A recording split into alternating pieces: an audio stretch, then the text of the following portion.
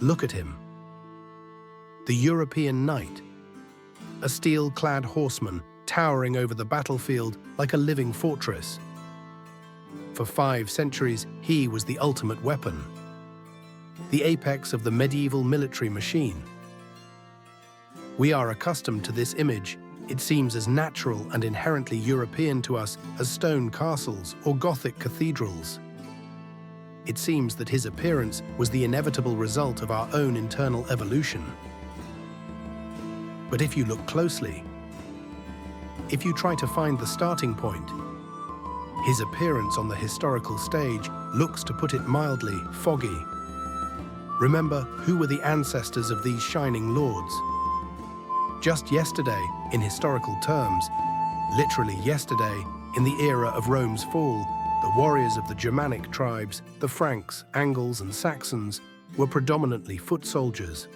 Their weapons were the spear, the crude axe, the long seax knife. They fought in a shield wall, standing on the ground, face to face with the enemy. And suddenly, a very short time passes, just a couple of centuries, and we see him, a horseman armored from head to toe, capable of breaking any formation with a couched lance strike. This is not just a change of weapons, it is a technological revolution comparable to the appearance of the tank on the battlefields of World War I. Where is this transition? Why can we not find in the chronicles that exact moment when the foot warriors of the West mass migrated onto war horses? The answer is simple and uncomfortable.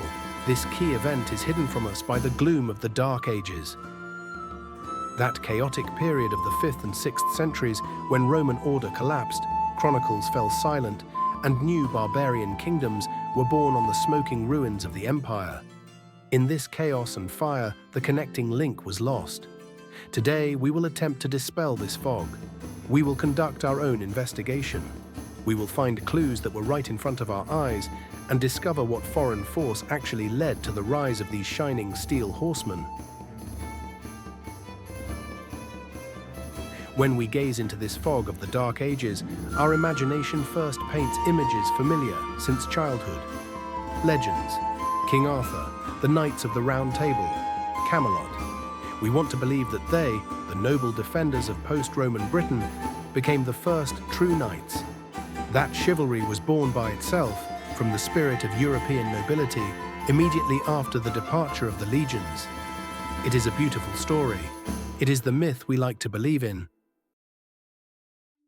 But history is not legend. The reality of the 5th century was far more brutal and prosaic. There was no Camelot. There was the agony of the Western Roman Empire.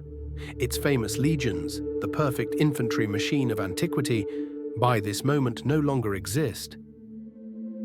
In the 4th century AD, during the Battle of Adrianople, the Goths inflicted a crushing defeat on the then unified Rome, from which it never recovered. It was then that the majority of the old regular legions perished, along with Emperor Valens. Rome could not raise new legions. The empire switched to mercenaries. Ironically, the very barbarians who destroyed Rome became its last defenders. A monstrous power vacuum formed in the center of Europe. The new masters of the continent, the Visigoths, the Franks, vitally needed a new force. They needed cavalry, but they had no tradition of mounted warfare, and so they turned to specialists from the East. Look at this warrior. This is not a knight of the Round Table. This is his real historical prototype. This is an Alan, a representative of Iranian-speaking nomads from the Black Sea steppes. The Romans viewed them with horror, calling them cataphracts.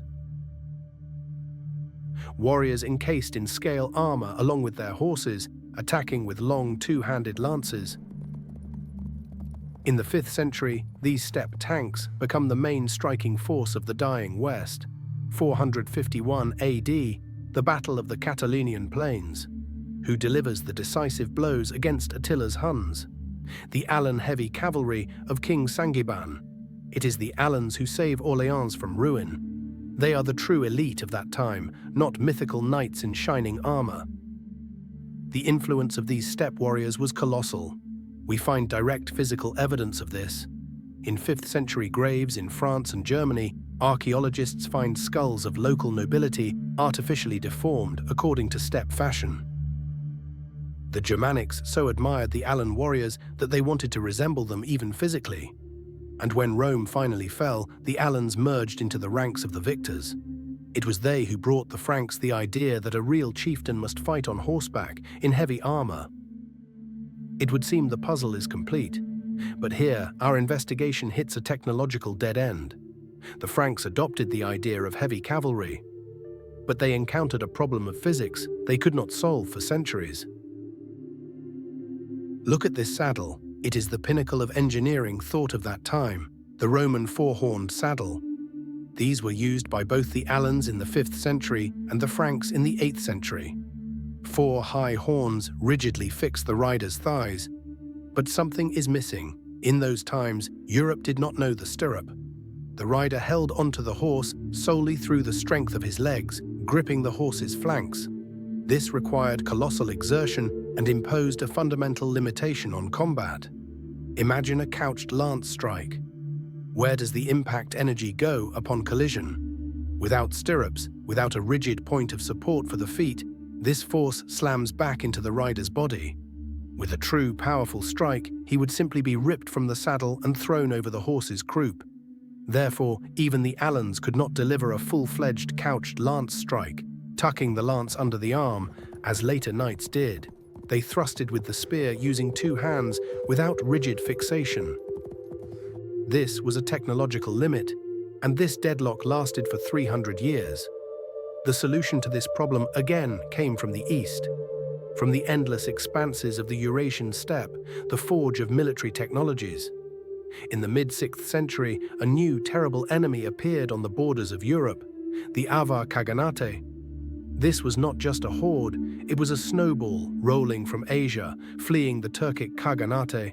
The core of this horde was the Ruran people, but along the way, they absorbed many tribes, including the remnants of those very Iranian-speaking nomads, the Saka and Sarmatians, keepers of the heavy armor traditions. And it was within the depths of this migration that the key event occurred. The nomads brought with them a technology that changed everything. Stirrups, 2 simple iron rings, the cheat code of medieval warfare. The stirrup changed the biomechanics of combat. It gave the rider point of support. Now he could stand in the saddle to fire a bow.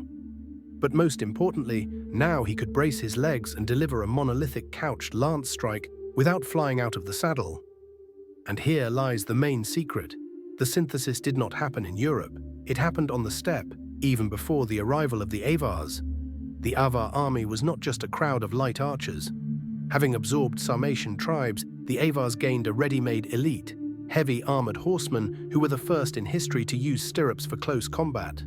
They brought to Europe not just a spare part, they brought a finished, new, deadly model of warfare, a combination of maneuverable archers and indestructible armored lancers on stirrups.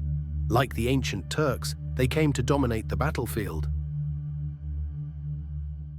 By the end of the 8th century, Charlemagne's Frankish Empire faced this force. The Franks already had their own heavy cavalry, heiress to the Alan traditions, but it still rode in old horn saddles without stirrups. In battle against the Avar military machine, they looked obsolete and clumsy. Charlemagne understood. To survive, one must adopt the enemy's model. The great adaptation began. The Franks did not invent the synthesis, they copied it. They took the Avar stirrup and applied it to their own existing heavy cavalry. This is how the proto-knight was born.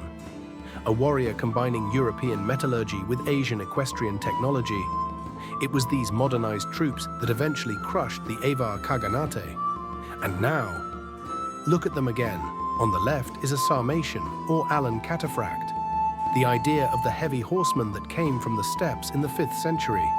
On the right is a Norman knight from the 11th century. The symbol of Europe, the difference between them is 6 centuries. But if we cast aside the details, we see the truth. The European knight is a direct technological descendant of the steppe cataphract, an idea that waited for its moment for 300 years, until another steppe technology, the stirrup brought by the Avars, allowed it to unleash its full power. History is a melting pot. the proudest symbol of old Europe, was forged in the fire of foreign invasions, from blueprints brought from the East. And perhaps Europe's greatest strength lay not in inventing the new, but in the ability to learn from the enemy, to adapt alien ideas and bring them to deadly perfection.